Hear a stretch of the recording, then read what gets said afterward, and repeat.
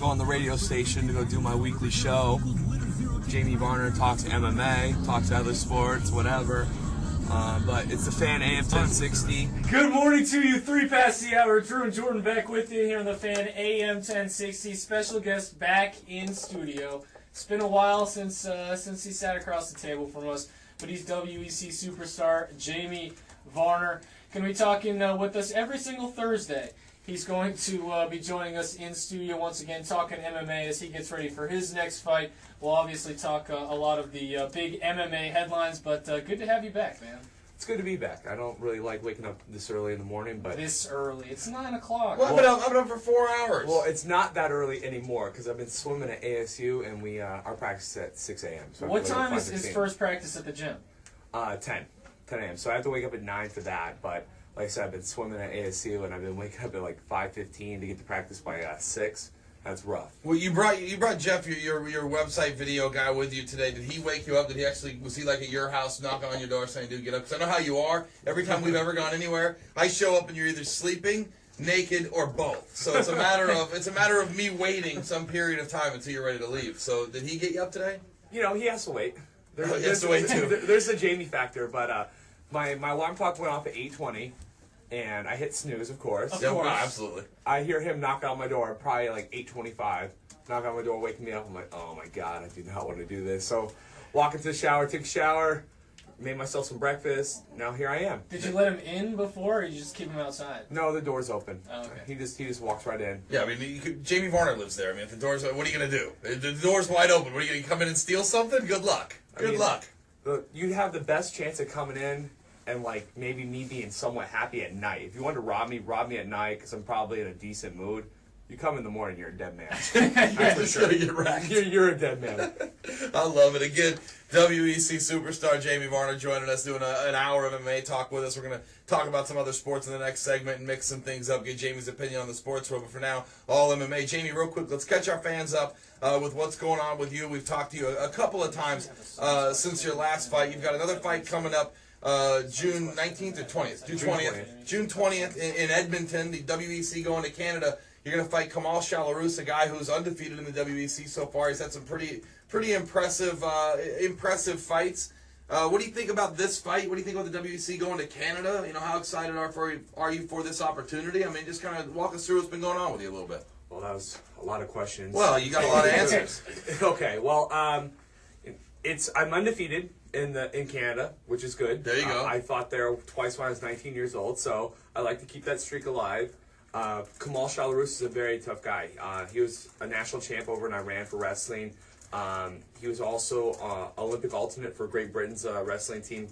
So, I mean, he's by far the best, most decorated wrestler in the WEC, and he'll be by far the best wrestler I've ever gone against. With that being said, his striking, it seems a little sloppy, but it's effective. I mean, It's worked so far. Yeah, a lot of his fights have ended in knockout, TKO. His last fight, where I fought Ben Henderson, he fought Dave Jansen. They had a knockdown, drag-out war, and he ended up winning that fight mostly on his feet. So he's a tough dude. I think we're very similar in the fact that we're both wrestler boxers. I just think I'm a better boxer than he is. And then And you also think you're a better wrestler. No. I don't think I'm a better wrestler. I think he may have me in that area. And he can have it. It's not a wrestling match. But as far as the striking goes, I feel that I definitely have the advantage in striking. I've been boxing for a really long time, and then even my kickboxing has gotten really good. And I didn't really get to showcase it in my past few fights, but I think this is like a tailor-made opponent for me. And you fought in Canada before. You like fighting in Canada? Yeah, well, I don't really mind. The people are nice. Like, honestly, like, the Canadian fans are so passionate about their sports. And we're going to Rexall Place, where the Edmonton Oilers play. Dude, but I've been training too hard. I mean, I was back in the gym. I fought Ben on Sunday. I was back in the gym on Tuesday. So I've been training a long time. And like I said, I think Kamal is a perfect opponent for me to come back and on my road back to that title. Everybody talks about ring rust, and you took about a year off because of some injuries and because of some problems with getting the right fights at the right time, and it ended up being about a year that you were off from the Cowboy Cerrone fight up to the Ben Henderson fight in January in Sacramento. Everybody talks about ring rust, and everybody brings that up. Is that something that's real? And if it is real, did it affect you in your fight against Ben? Well, I mean, I was lightweight champion, dude. I can't have excuses going into these fights, and and unfortunately, when you're a champion, you don't really have time to worry about ring rust or any of that stuff. I had done all the right things to become the champion, and the fact that I had suffered some injuries. I was out for a year. I came in and I fought a very tough Ben Henderson, but I should have won that fight. I had a lot of opportunities to win that fight, but instead I made a mistake, and Ben was good enough, and he capitalized on it, man. So my hat's off to Ben for being a tough You fighter. always go in. Obviously, the first thought is to win the fight. Yeah. Second thought, put on a show. Is that the second thought, or is it all kind of just bundled up into one? Like, I want to win this fight. I want to do it by throwing a ton of punches. I just go out there and I fight. We got a game plan that we work on before the fight, and I just go out there and I try and execute the game plan to the best of my ability without, losing, my mental awareness. And that's what happened in my last fight. I got too anxious. I was so worried about, trying to put on a show for the fans, trying to chase Ben around and, force him to engage, making an exciting fight. And sometimes you can't, people won't fight your fight. And so you just kind of got to go with the flow. And that's one thing I took from that Ben fight. No matter how hard I try and push the action, sometimes people are just smart and they don't want to engage you. They don't want to fight your fight. So, the game plan. Are you comfortable with your jits if this fight goes to the ground against a great wrestler like Kamal? I'm really fortunate in our gym at Arizona Combat Sports. We have Gustavo Dantes and Steve Rosenberg, the two black belt instructors that are at our gym, and I'm lucky, man. I feel really confident on the ground. I've been doing jiu-jitsu a long time. I'm a purple belt, minus getting caught in a guillotine, which, even the best black belts get caught in submission. So I feel really confident. As far as my jiu-jitsu game goes, if he takes me down, I feel that I can finish him on the ground. You can follow Jamie on Twitter. It's at Jamie Varner. Or find him on Facebook, Jamie Varner Fan Club. Also, JamieVarner.com. Am I missing anything? Pretty much anything Jamie Varner, you can find me. Yeah, just look Twitter, MySpace, Facebook, my website. I love that you tweet that, hey guys, follow my mom, at Varner's mom on Twitter. Did she want a whole bunch of your crazy fans being her Twitter friends? Or, what exactly, or do you just do that to be funny? My mom is my biggest fan. She loves to just be involved in any fight that you've heard of mine. You hear that loud screeching sound, Jamie, kick his ass. That's my mom. So, I could hear her when I'm in the octagon. I could when I'm rewatching my fights on TV. I can hear. You can hear when you're actually involved in a fight? My last fight with Ben, I could hear my mom. Well, your mom was right in your corner. They gave her seats where she could have easily. She was 10 feet from your corner. It was so funny. I think I had Ben in a front headlock, and I hear my mom just scream, and I just started smiling because it was just so funny.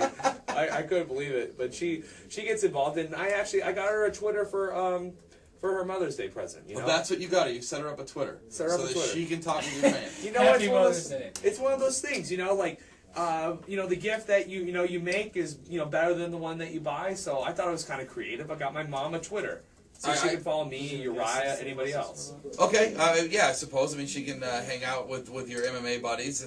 Some of us. She's active on Facebook. She's a fan of Drew and Jordan on Facebook. She comments on some things she likes when you're on the radio. I know that much. My mom is super fan. I thought that was superstar getting ready to fight here in a couple of weeks, not too long from now, as he's full swing in training camp mode right now, which I'm sure is pretty exciting for you, getting ready to get back into that octagon.